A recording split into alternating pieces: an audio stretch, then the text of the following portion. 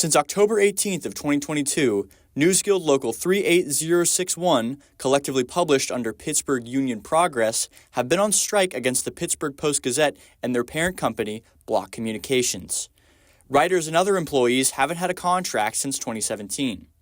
I spoke with Bob Batts, the strike publication's editor, as well as writers Ed Blazina and Rick Nolan at their office in the Steelworker Building, to hear more about how the strike has been since it started.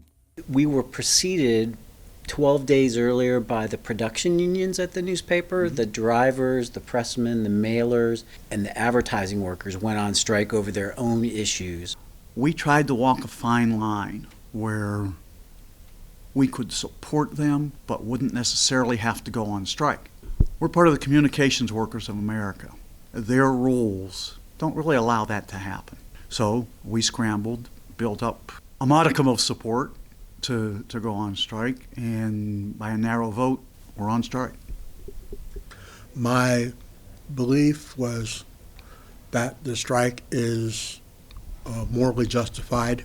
I felt it was important that I stand with my coworkers. This coming holiday will be the third since the strike began. Union Progress members say that the length of the strike has been difficult, but union benefits have been helpful to keep them afloat.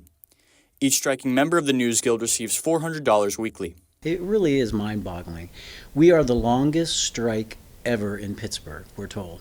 And we are the longest ongoing strike in the country right now. Neither of those are distinctions that we want. But yeah, a lot of strikes don't last for 3 Christmases. It's not a good time to be on strike. It's had a number of effects. I'm fairly newlywed, and we had bought a house the year before. And my wife was very understandably scared to death when I told her we were going out. Being part of this union has been a real help to us. A year and a half ago, I was diagnosed with prostate cancer. And had I been active, who knows what might have happened. Because right now the union is taking care of medical bills. The re-election of President Donald Trump has further hastened the News Guild's effort to get their case heard by the National Labor Relations Board. They hope the board can work in their favor before it is restructured by the new administration.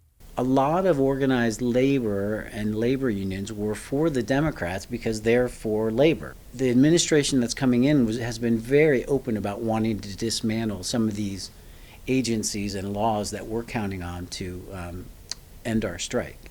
The Trump administration is not the one that's going to probably help you. It's put an even greater time emphasis on getting accomplished what we need to get accomplished. We know that the makeup of the Labor Relations Board will change once Trump gets into office. Not immediately, but probably by summer. It's incumbent upon us to impress upon the NLRB that you have to do everything you need to do as quickly as you can. The Union Progress continues to press forward for a contract. T-shirts can be purchased on their website to donate to their effort. Members handwrite thank you letters to strike donators.